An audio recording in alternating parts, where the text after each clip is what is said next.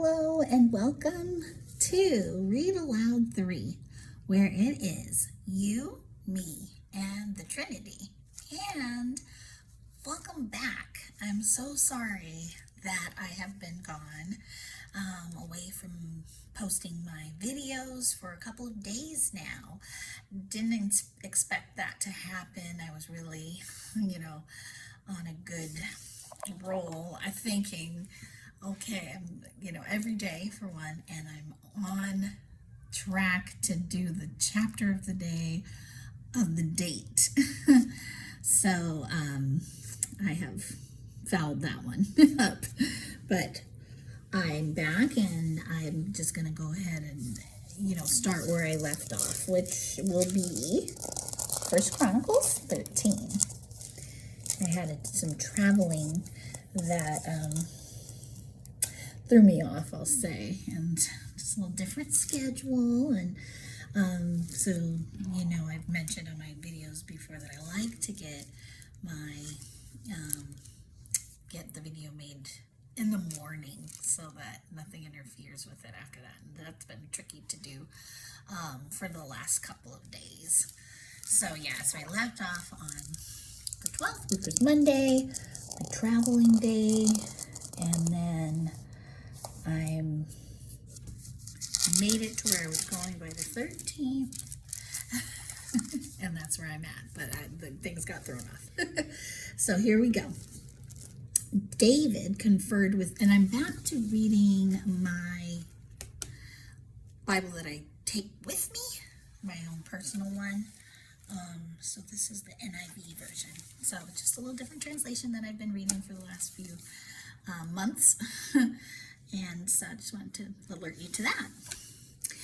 David conferred with each of his officers, the commanders of thousands and commanders of hundreds. He then said to the whole assembly of Israel, "If it seems good to you, and if it is the will of the Lord our God, let us send word far and wide to the rest of our people throughout the territories of Israel, and also to the priests and Levites who are with them in their towns and pasture lands, to come and join us. Let us bring the ark of our God back to us, for we did not inquire of it during the reign of Saul." The whole assembly agreed to do this because it seemed right to all of the people. And I'm going to read the two references here, because this is pretty important, big stuff. They're going to go bring the ark of God back, for they did not inquire of it, is what this translation says. So let's see what that means. The reference says, or we neglected it. Could have been we did not inquire of it, we neglected it. And then there's a reference right after it. So let's see what that says. Or him. Okay, that kind of, I think that gives some balance to it too for me, because maybe it's not that they're inquiring of the ark itself. I feel like it could mean both of those things. Like they neglected the ark, which represented the presence of God, which then caused them maybe, or at least didn't help them to remember to inquire of him, the Lord, their God, right? And I think that brings up a point that has been just made clearer to me recently. And as much as we as Christians say, it's not a religion, it's a relationship.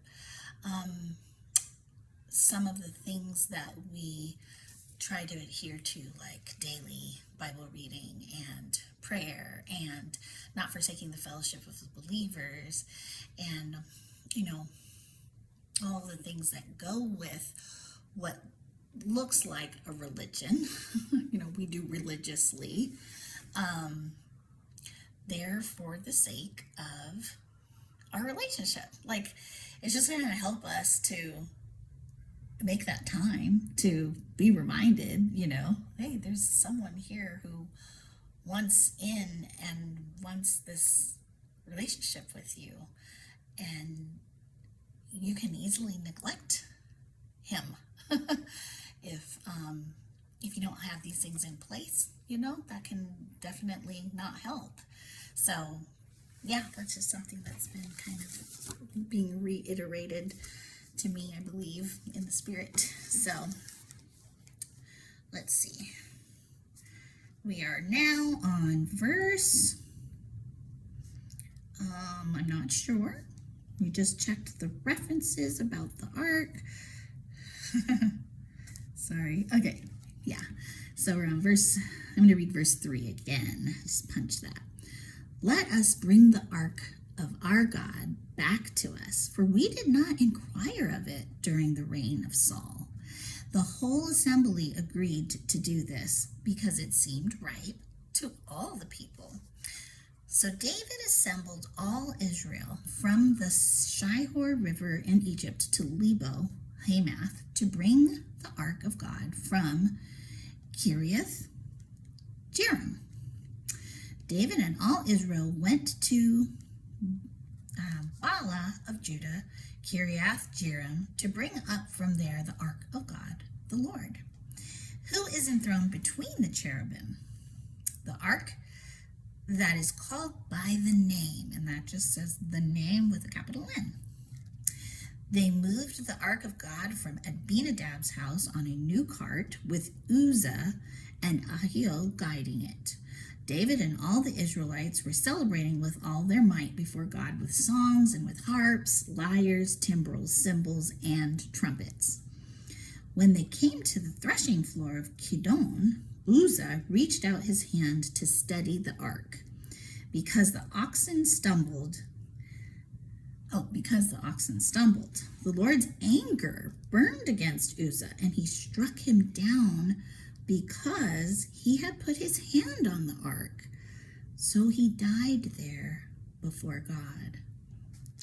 This is interesting and sad, but definitely something to understand better. So, verse 11. Then David was angry because the Lord's wrath had broken out against Uzzah. Okay, so then David was like, I can understand David feeling that way. And to this day, that place is called Perez Uzzah. And I'm going to read that reference. Perez Uzzah means outbreak against Uzzah. David was afraid of God that day and asked, how can I ever bring the ark of God to me?